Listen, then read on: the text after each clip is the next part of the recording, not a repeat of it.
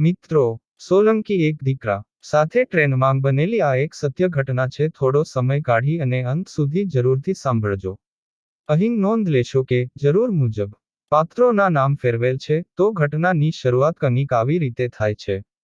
વડોદરાથી રાત્રે 10:30 વાગે ઉપડતી વડોદરા એક્સપ્રેસ ટ્રેન હજુ પ્લેટફોર્મ ઉપર મુકાઈ નહોતી. ચોમાસાની સિઝન હતી એટલે ઝાઝી ભીડ પણ નહોતી. પોતાના કોચ નંબરની સામેના એક બાંકડા ઉપર બેસીને અનિરુદ્ધ ટ્રેનની રાહ જોઈ રહ્યો હતો. જેવી ટ્રેન યાર્ડમાંથી પ્લેટફોર્મ ઉપર આવી કે તરત જ અનિરુદ્ધ એના સ્લીપર કોચમાં ચડી ગયો અને છઠ્ઠા કમ્પાર્ટમેન્ટમાં પોતાના નંબરની બર્થ શોધી એણે બેઠક લીધી. ટ્રેન લગભગ ખાલી જ હતી. થોડીવાર પછી 60 વર્ષની આસપાસના દેખાતા એક અંકલ પણ એ જ કમ્પાર્ટમેન્ટમાં આવ્યા. આવતા જ એમણે નીચે સામાન મૂકી સૌથી ઉપરની બર્થ ઉપર લંબાવી દીધું. ટ્રેન લગભગ ઉપડવાની જ હતી. એ જ સમયે હાંફળી એક ખૂબસૂરત યુવતી એના કોચમાં ચઢી અને નંબર શોધતી અનિરુદ્ધના જ કમ્પાર્ટમેન્ટમાં આવી અને બાજુની સીટ ઉપર બેસી ગઈ. સામાનમાં એક નાનકડી બેગ સિવાય કંઈ જ નહોતું. છેલ્લી ઘડીએ દોડતી આવી હોય એમ શ્વાસ થોડો ચડેલો હતો. સ્ટેશન ઉપરથી ખરીદેલી પાણીની બોટલનું સીલ તોડી થોડું પાણી એણે પીધું. ટ્રેન ઉપડી ચૂકી હતી. મુલુંડ જવા માટે મારે કયા સ્ટેશને ઉતરવું, બોરીવલી કે મુંબઈ સેન્ટ્રલ? યુવતીએ અનિરુદ્ધને સવાલ કર્યો. સોરી, હું મુંબઈ પહેલીવાર જઈ રહી છું એટલે મને એરિયાની કંઈ જ ખબર નથી. યુવતીએ ફરી અનિરુદ્ધને સ્પષ્ટતા કરી. એ થોડી ગભરાયેલી અને ટેન્શનમાં હોય એમ લાગતું હતું. જો તમે બોરીવલી ઉતરો, દાદર ઉતરો કે મુંબઈ સેન્ટ્રલ ઉતરો તો પણ તમે મુલુંડ જઈ શકો. પણ ટ્રેનમાં જ જવું હોય તો દાદર ઉતરવું સહેલું પડશે. ત્યાંથી તમે ટિકિટ લઈ થાણેની લોકલ ટ્રેન પકડી મુલુંડ તરફનો પ્રવાસ આગળ વધારી શકો. અનિરુદ્ધની વાત સાંભળી યુવતી થોડી મૂંઝાઈ ગઈ. બધું નવું હતું. પહેલીવાર મુંબઈ જઈ રહી હતી. ક્યાંથી ટિકિટ મળશે અને કેવી રીતે થાણેની ટ્રેન પકડવી એની એને કંઈ જ ગતાગમ નહોતી. તમે કયા સ્ટેશને ઉતરવાના? આ ટ્રેન તો ખૂબ જ વહેલી 4:30 વાગે મુંબઈ પહોંચી જાય છે. ત્યાં ઉતરીને મને થોડું સમજાવી શકશો? યુવતીએ અનિરુદ્ધને લગભગ આજીજી ભર્યા સ્વરે કહ્યું. હું તો બોરીવલી સ્ટેશને ઉતરી જવાનો છું. હું કાંદિવલી રહું છું. મુલુંડ તો બહુ દૂર છે મેડમ. અને એમ સમજાવવાથી તમને કંઈ જ ખ્યાલ નહીં આવે. અને તમે તો પહેલી વાર જ મુંબઈ જઈ રહ્યા છો. તમે જેના ઘરે જવાના છો એની સાથે વાત કરી લો ને. એ તમને સામે લેવા આવે અથવા તો તમને સમજાવે કે ક્યાં ઉતરવું અને કઈ ટ્રેન પકડવી. થોડી વાર સુધી તો યુવતીએ કંઈ જવાબ ના આપ્યો. એ ઘણા મનોમંથનમાં હોય એવું લાગ્યું. કેવી રીતે ફોન કરું? મારા બોયફ્રેન્ડે 15 દિવસથી મારો નંબર બ્લોક કરી દીધો છે. વોટ્સએપમાં પણ મને બ્લોક કરી દીધી છે. બીજા કોઈ નંબરથી એને ફોન કરું છું તો એ ઉપાડતો જ નથી. અને હવે 2 દિવસથી તો એ નંબર સેવામાં નથી એવો મેસેજ આવે છે. એણે વોટ્સએપ નંબર પણ ચેન્જ કરી નાખ્યો લાગે છે. હવે મને લાગે છે કે એણે મારી સાથે વિશ્વાસઘાત કર્યો છે. યુવતીએ છેવટે અનિરુદ્ધને સાચી વાત કરી. પણ તો પછી એને છોડી દો ને. શા માટે એની પાછળ પાગલ બનીને છેક મુંબઈ સુધી ધક્કો ખાવ છો? આવા હરામીઓને તો વહેતા જ મૂકવા જોઈએ. અનિરુદ્ધ સહેજ ગુસ્સાથી બોલ્યો. કારણ કે હું પ્રેગ્નન્ટ થઈ ચૂકી છું. 2 વર્ષ પહેલા ફેસબુકથી નીરવનો પરિચય થયેલો છે. 2 વર્ષથી અમે રિલેશનશિપમાં છીએ. એણે મને લગ્નનું પ્રોમિસ આપેલું. 2 મહિના પહેલા એણે મને દમણ બોલાવેલી. અમે 2 દિવસ ત્યાં દરિયા કિનારે હોટલમાં રોકાયેલા. ફેસબુકનો પ્રેમ. આજના જમાનાની આવી નાદાન છોકરીઓને શું કહેવું? અનિરુદ્ધ વિચારી રહ્યો. તમારા માતા પિતા તમારી રિલેશનશિપ કે પ્રેગ્નન્સીની આ વાત જાણે છે? અનિરુદ્ધે પૂછ્યું. મારા પપ્પા નથી. મારી મમ્મીને આ વાતની હજુ કંઈ ખબર નથી. મારી નાની બહેનને આ રિલેશનશિપની વાત મેં કરી છે પણ પ્રેગ્નન્સીની વાત માત્ર હું જ જાણું છું. 1 મહિનાથી પીરિયડ આવ્યો નથી. હવે મમ્મીને ખબર પડી જાય તે પહેલા મારે ગમે તેમ કરીને નીરવને મળવું જરૂરી છે. તમારી પાસે નીરવનું એડ્રેસ કેવી રીતે આવ્યું? અને એ સાચું છે કે નહીં એની શું ખાતરી? અનિરુદ્ધ હવે જાણી ગયો હતો કે આ નિર્દોષ છોકરી ફસાઈ ગઈ છે નીરવની વાતોમાં. અમે દમણમાં ભેગા થયા હતા ત્યારે આ એડ્રેસ મને લખીને આપ્યું હતું અને કહ્યું હતું કે હું તને સાચેસાચ પ્રેમ કરું છું અને તારી સાથે લગ્ન પણ કરવા માંગું છું. એટલે તને મારું ઘરનું એડ્રેસ પણ આપી દઉં છું. એ મુંબઈ જઈ એના મમ્મી પપ્પાને વાત કરવાનો હતો. યુવતી બોલી. તમારું નામ શું મેડમ? મારું નામ કેતા ઝવેરી. હું વડોદરા માંગ સલાટવાડા માંગ રહું છું. ગ્રેજ્યુએટ થઈ ગઈ એટલે કારેલીબાગ પાસે એક પ્રાઇવેટ ફર્મ માંગ નોકરી કરું છું. તમે એની લગ્નની વાત ઉપર વિશ્વાસ કરીને એની સાથે સીધો શારીરિક સંબંધ પણ બાંધી દીધો. તમે તો એને દમણમાં પહેલીવાર જ મળ્યા હશો ને? હા, મળ્યા હતા તો પહેલીવાર, પણ 2 વર્ષથી અમે એકબીજાને ઓળખતા હતા. એટલે અવિશ્વાસ કેવી રીતે આવે? અને સાંજે રેસ્ટોરન્ટમાં જમતા જમતા એણે મને જબરદસ્તી આગ્રહ કરીને પ્રેમના સોગંદ આપીને ડ્રિંક્સ પણ પાયું હતું. એણે 2 દિવસમાં અનેકવાર શારીરિક સંબંધ બાંધ્યો હતો અને હું મારા ભાવિ પતિને નારાજ કરવા માંગતી નહોતી. કેતા નીચું જોઈને બોલી, તો ભોગવો હવે, એવું ગુસ્સાથી કહેવાનું મન થયું અનિરુદ્ધને, પણ એ ચૂપ રહ્યો. આજકાલની છોકરીઓ શા માટે આટલો બધો આંધળો વિશ્વાસ મૂકી દેતી હશે? અનિરુદ્ધ થોડી વાર વિચારે ચડી ગયો. આ છોકરીને હજુ પણ આશા છે કે નીરવ એને અપનાવી લેશે, એટલે તો એને શોધવા નીકળી છે મુંબઈ જેવા શહેરમાં. તમે ઘરેથી શું કહીને નીકળ્યા છો? ઓફિસના કામથી મારે 2 દિવસ મુંબઈ જવું પડે એમ છે, એમ મમ્મીને મેં કહ્યું છે. હવે તમે એક કામ કરો કેતા, તમે મારી સાથે મારા ઘરે કાંદિવલી ચાલો. તમે એકલા મુલુંડમાં જઈને એનું ઘર શોધી નહીં શકો. એ તમારું કામ પણ નથી. મારે જ મુલુંડનું એનું ઘર બતાવવા આવવું પડશે. કેતાએ કોઈ જવાબ ના આપ્યો. એ પોતે પણ થોડી અસમંજસ માંગ હતી કે કોઈ અજાણ્યા પુરુષની સાથે એના ઘરે જવું કે નહીં. તમારે ટેન્શનમાં આવી જવાની કોઈ જરૂર નથી. ઘરે મારી મમ્મી છે. હું કહી દઈશ કે વડોદરાના મારા એક ક્લાયન્ટની સિસ્ટર છે અને ઇન્ટરવ્યૂ દેવા માટે મુંબઈ આવી છે. મારી વાતને તમે મારો આદેશ માનો કે વિનંતી, પણ આ સિવાય બીજો કોઈ વિકલ્પ નથી. કેતાએ અનિરુદ્ધની વાત સ્વીકારી લીધી. એને પણ લાગ્યું અનિરુદ્ધ સાચું જ કહે છે. એ નીરવને શોધવા અજાણ્યા મુંબઈમાં ક્યાં ભટકશે. હવે આપણે સૂઈ જઈએ. રાતના 11 વાગી ગયા છે અને સવારે વહેલા ઉઠવાનું છે. સામે ઉપરની બર્થ ઉપર સૂતેલા કાકાના તો નસકોરા પણ ચાલુ થઈ ગયા, કહીને અનિરુદ્ધ ઊભો થયો અને સૂવા માટે ઉપરની બર્થ ઉપર ચડી ગયો. કેતાની બર્થ નીચે જ હતી. સવારે 4:30 વાગે બોરીવલી આવી ગયું. સ્ટેશનની બહારથી રિક્ષા કરીને અનિરુદ્ધ જાડેજા કેતાને લઈને મહાવીરનગરના પોતાના ફ્લેટમાં પહોંચી ગયો. અનિરુદ્ધના મમ્મી સરયુબા એક ખાનદાની સ્ત્રી હતા. મૂળ તો એ લોકો જામનગરના, પણ અનિરુદ્ધના પપ્પા વિરેન્દ્રસિંહ રેલવેમાં જોબ કરતા હતા અને છેલ્લે એમની ટ્રાન્સફર મુંબઈમાં થયેલી. એટલે એ પછી મુંબઈમાં જ સ્થાયી થયા હતા. 2 વર્ષ પહેલાં જ અનિરુદ્ધના પપ્પાનું અવસાન થયું હતું. અનિરુદ્ધે માર્કેટિંગમાં MBA કર્યું હતું અને રમતગમતના સાધનો બનાવતી એક મોટી કંપનીમાં એ જોડાયો હતો. એને માર્કેટિંગ માટે રાજકોટ, અમદાવાદ, વડોદરા, સુરત વગેરે સ્થળે અવારનવાર જવું પડતું. અનિરુદ્ધના ઘરનું વાતાવરણ ઘણું સારું હતું. સરયુબાએ પ્રેમથી કેતાને આવકાર આપ્યો હતો. એને એક પણ સવાલ પૂછ્યો નહોતો. ઘરે આવીને નાહી ધોઈને અનિરુદ્ધ તો સવારે 9 વાગે ઓફિસ જવા નીકળી ગયો હતો. જતાં કેતાને કહેતો ગયો હતો, સાંજે 4 વાગે તમે તૈયાર રહેજો. ત્યાં સુધીમાં હું મારું કામ પતાવીને ઓફિસથી આવી જઈશ. સમય પ્રમાણે અનિરુદ્ધ ઘરે આવી ગયો અને કેતાને લઈને કાંદિવલી સ્ટેશન ગયો. ત્યાંથી ફાસ્ટ પકડીને 5 વાગ્યા પહેલાં જ દાદર પહોંચી ગયો.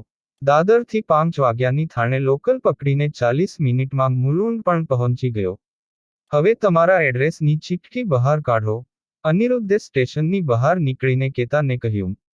કેતાએ પર્સમાંથી ચિઠ્ઠી કાઢી અને અનિરુદ્ધને આપી. વીણાનગરના કોઈ ફ્લેટનું એડ્રેસ હતું. અનિરુદ્ધ કેતા સાથે રિક્ષામાં બેઠો અને રિક્ષાવાળાને લાલ બહાદુર શાસ્ત્રી રોડ લઈ જવાનું કહ્યું. વીણાનગરના ગેટ ઉપર રિક્ષાને ઊભી રાખી. ગેટ પરના સિક્યુરિટીને પૂછીને બંને જણા એડ્રેસમાં બતાવેલા ફ્લેટ સુધી પહોંચી ગયા. ફ્લેટના દરવાજા પાસે ઊભા રહીને અનિરુદ્ધે કેતા સામે જોયું. કેતા એકદમ ગંભીર હતી. ડોરબેલ દબાવતાં જ થોડીવારમાં 50 વર્ષની ઉંમરના એક બહેને દરવાજો ખોલ્યો. મારે નિર્ભાઈનું કામ હતું. અમે લોકો વડોદરાથી આવ્યા છીએ, અનિરુદ્ધે કહ્યું. ભાઈ, તમને કયા ફ્લેટનું એડ્રેસ આપેલું છે? કારણ કે આ ફ્લેટમાં તો કોઈ નીરવ નામની વ્યક્તિ રહેતી જ નથી. અનિરુદ્ધે ચિઠ્ઠી ખિસ્સામાંથી કાઢીને બહેનને બતાવી. જુઓ બહેન, આ જ ફ્લેટનું એડ્રેસ લખેલું છે. હા, એડ્રેસ તો બરાબર મારા ફ્લેટનું જ છે, પણ અહીં કોઈ નીરવ નથી. હું, મારા હસબન્ડ અને મારી દીકરી, અમે 3 જણા રહીએ છીએ. અને અમારા આખા બ્લોકમાં પણ કોઈ નીરવ નથી.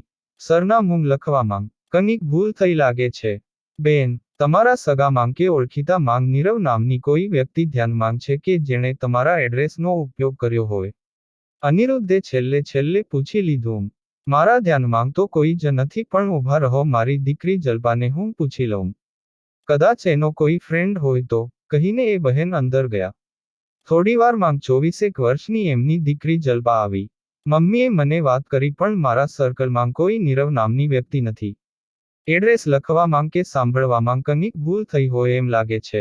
એનું આખું નામ શું છે? જલ્પાએ દરવાજા પાસે આવીને વાત કરી.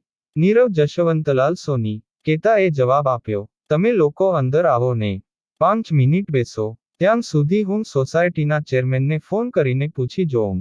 જલ્પા બોલી. બંને જણા ડ્રોઈંગ રૂમમાં બેઠા. કેટલા બધા સંસ્કારી અને કોઓપરેટિવ આ લોકો હતા. અનિરુદ્ધ વિચારી રહ્યો. કેતાના તો હોશ જ ઉડી ગયા હતા. એ લગભગ રડવા જેવી થઈ ગઈ હતી. અરે રાજેશ અંકલ, હું નીલકંઠભાઈની ડોટર જલ્પા બોલું છું. આપની વિણાનગર સોસાયટીમાં કોઈ જશવંતલાલ સોની નામની વ્યક્તિ છે. એમનો નીરવ નામનો દીકરો પણ છે. મારા ઘરે વડોદરાથી કોઈ આવેલું છે અને એ લોકો એડ્રેસ શોધી રહ્યા છે. જલ્પાએ સોફામાં બેસીને ચેરમેનને ફોન કર્યો અને મોબાઈલને સ્પીકર ઉપર રાખ્યો, જેથી અનિરુદ્ધ અને કેતા પણ જવાબ સાંભળી શકે.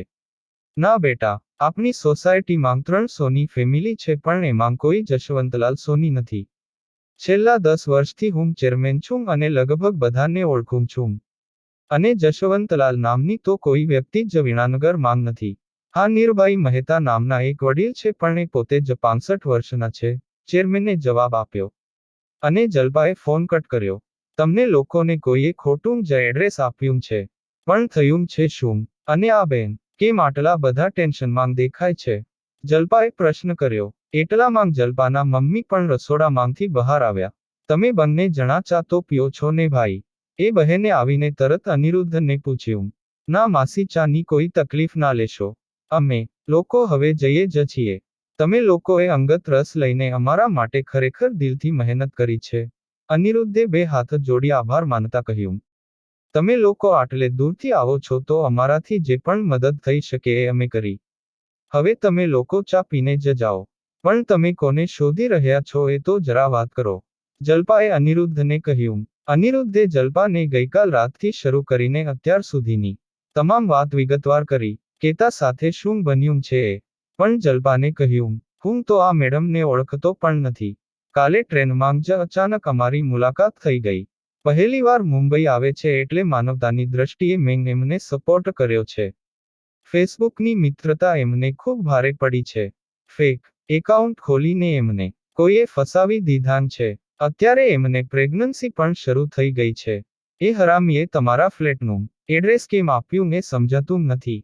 મિત્રો, આગળ શું બન્યું એ ઘટનાની વાત કરીએ તેના પહેલા જો આપ ચેનલ પર નવા દર્શક હોય તો નીચે આપેલું સબસ્ક્રાઇબ નું બટન દબાવીને ચેનલને અત્યારે જ સબસ્ક્રાઇબ કરી લેજો, જેથી દરેક નવા એપિસોડની માહિતી આપને સમયસર મળતી રહે. આ બધી વાતો સાંભળતાં કેતાનું હૈયું ભરાઈ આવ્યું અને અત્યાર સુધી રોકી રાખેલા આંસુ હવે ધારા બનીને વહેવા લાગ્યા.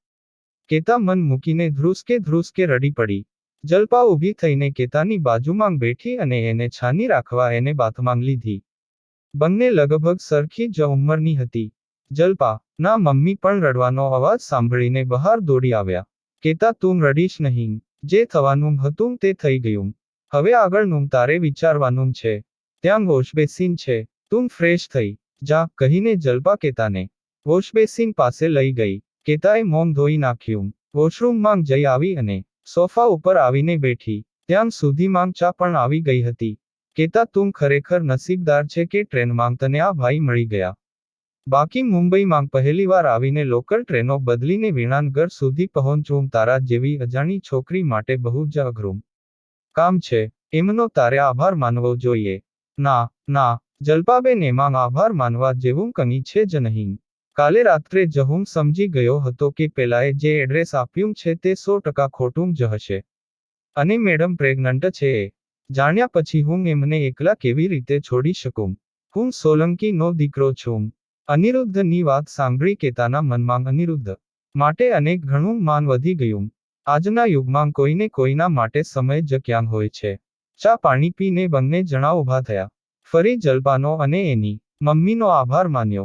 ત્યાંથી નીકળીને અનિરુદ્ધ 1.5 કલાકમાં કાંદિવલી પહોંચી ગયો અને ત્યાંના એક ડાઇનિંગ હોલમાં કેતાને જમવા લઈ ગયો. ઘરે સરયુબાને ફોન પણ કરી દીધો. હવે આગળ શું વિચાર્યું છે? કારણ કે નીરવ તો હવે આ જિંદગીમાં તમને મળવાનો જ નથી. એણે નંબર પણ બદલી નાખ્યો છે. આપણે પોલીસ કમ્પ્લેન પણ સાયબર સેલમાં કરી શકીએ પણ એનાથી તમારો કોઈ રસ્તો નહીં નીકળે. એબોર્શન કરાવવા સિવાય મારી પાસે બીજો કોઈ રસ્તો નથી હવે. હું ખૂબ જ મૂંઝાઈ ગઈ છું. ડોક્ટરને પણ એબોર્શનનું શું કારણ આપું? મારે બધો ઇતિહાસ કહેવો પડે. અને વડોદરામાં તો એબોર્શન ન જ કરાવી શકું. હા, એ વાત તમારી સાચી છે. વડોદરા તો તમારું વતન છે. ત્યાં કોઈકને કોઈક ઓળખીતું મળી જાય. અને હવે ડોક્ટરો પણ ગર્ભપાત કરતા નથી. અનિરુદ્ધ, તમે મને એક ફેવર કરી શકો પ્લીઝ? અહીં મુંબઈમાં તમારા કોઈ જાણીતા ડોક્ટર છે? હું હવે તત્કાલ આનો નિકાલ કરવા માંગુ છું. સોરી, હું તમને બહુ તકલીફ આપી રહી છું. હા, બોરીવલીમાં મારા એક જાણીતા ગાયનિક સર્જન છે. આપણે એમને કાલે સવારે મળવા જઈશું. ડિનર લઈને લગભગ રાત્રે 10 વાગે બંને જણા ઘરે પહોંચ્યા. કેતા અનિરુદ્ધના બેડરૂમમાં સૂઈ ગઈ અને અનિરુદ્ધ ડ્રોઈંગ રૂમમાં સોફા ઉપર. સરયુબાનો બેડરૂમ અલગ જ હતો. બીજા દિવસે સવારે 10 વાગે અનિરુદ્ધ કેતાને લઈને ડોક્ટર મહેતાના નર્સિંગ હોમમાં પહોંચી ગયો. અનિરુદ્ધે ડોક્ટરને બધી વિગતવાર વાત કરી અને એબોર્શન માટે વિનંતી કરી. ડોક્ટરે કેતાની મજબૂરી સમજી એબોર્શન માટે તૈયારી બતાવી. ચેકઅપ કરીને બીજા દિવસે સવારે 9 વાગે નર્સિંગ હોમ આવી જવાનું સૂચન કર્યું. ચાલો, તમારો પ્રોબ્લેમ તો કાલે સોલ્વ થઈ જશે. પાછા વળતા રિક્ષામાં અનિરુદ્ધે કેતાને કહ્યું, ખબર નહીં કેમ પણ તમારી અને મારી ટ્રેનની મુલાકાત પાછળ ઈશ્વરનો જ કોઈ સંકેત હોય એમ મને લાગે છે.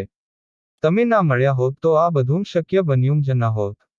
કેતાએ લાગણીવશ થઈને કહ્યું, મને પણ તમને મદદ કરવાનો ખૂબ આનંદ છે. એક સારી ઓળખાણ પણ થઈને. તમે નીરવને ભૂલી જાઓ અને હવે પછીની જિંદગી વિશે વિચારો. કેટલા વર્ષ થયા તમને? અરે, આ બધા ટેન્શનમાં હું તો ભૂલી જ ગઈ. કાલે મારો જન્મદિવસ છે. કાલે મને 24 પૂરા થઈ જશે. વાહ! તો કેતા મેડમ, કાલનો જન્મદિવસ મારા તરફથી. શું તમે મેડમ મેડમ કહ્યા કરો છો કાલથી? તમે મારાથી મોટા છો, મને ખાલી કેતા જ કહો.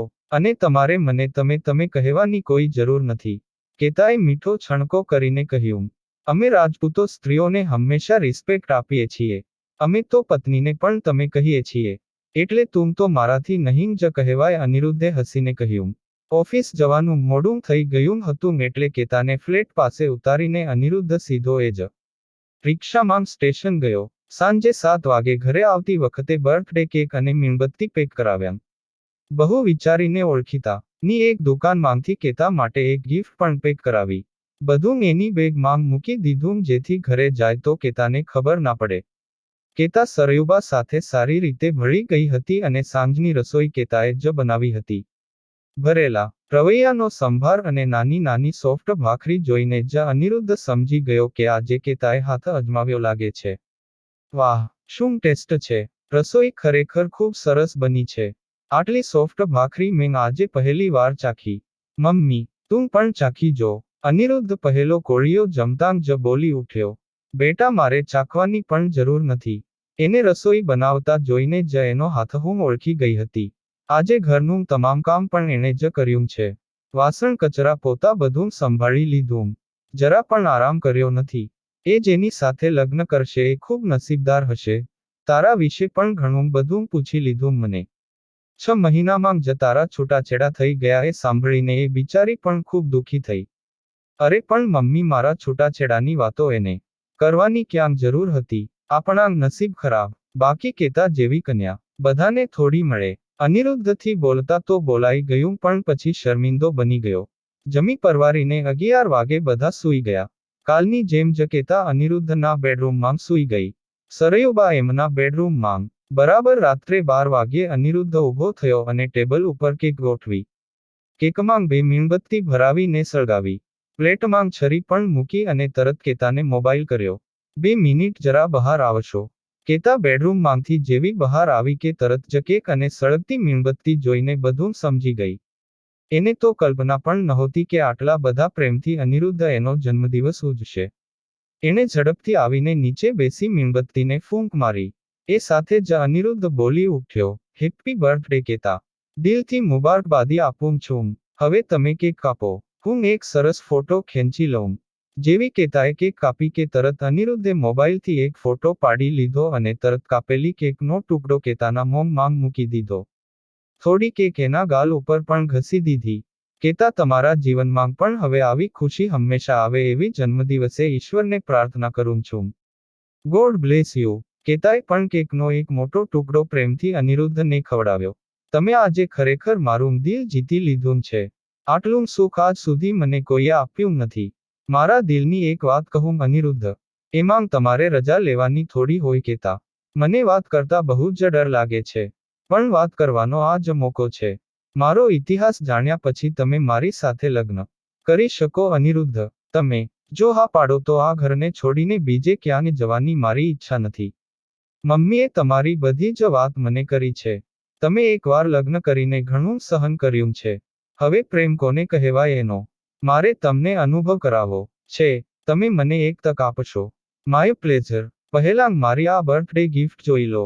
પછી આપણે આ બાબતની ચર્ચા કરીએ, કહીને અનિરુદ્ધે કેતાના હાથમાં ગિફ્ટ મૂકી. રેપર અને બોક્સ ખોલીને કેતા એ ગિફ્ટ બહાર કાઢી. એના આશ્ચર્ય વચ્ચે એ સોનાનું મંગળસૂત્ર હતું. કેતા, ઝવેરીને ઝવેરાત જ ગિફ્ટ અપાય. મારા એક જાણીતા જ્વેલર્સ પાસેથી લઈ આવ્યો છું. હવે બોલો, મારી આ નાનકડી ગિફ્ટ તમે સ્વીકારશો? જો તમે હા પાડો તો કાલ સજોડે જઈને બિલ ચૂકવી દઈએ. અનિરુદ્ધ, મારી પાસે બોલવા માટે કોઈ શબ્દો જ નથી. તમે તમારા હાથે જ અત્યારે એ પહેરાવી દો. હું આજથી તમારી જ છું. એક શરતે કેતા, તમારા ગર્ભમાં રહેલા બાળકને હું મારું નામ આપીશ.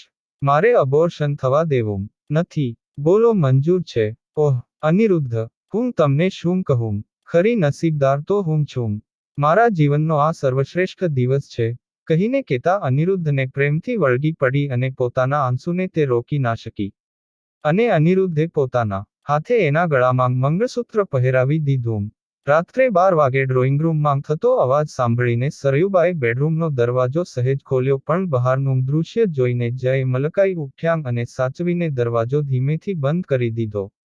દીકરા વહુના પ્રેમમાં ખલેલ ન પડે એટલા માટે જ તો ખરેખર મિત્રો એક રાજપૂતનો દીકરો જ આવું કરી શકે.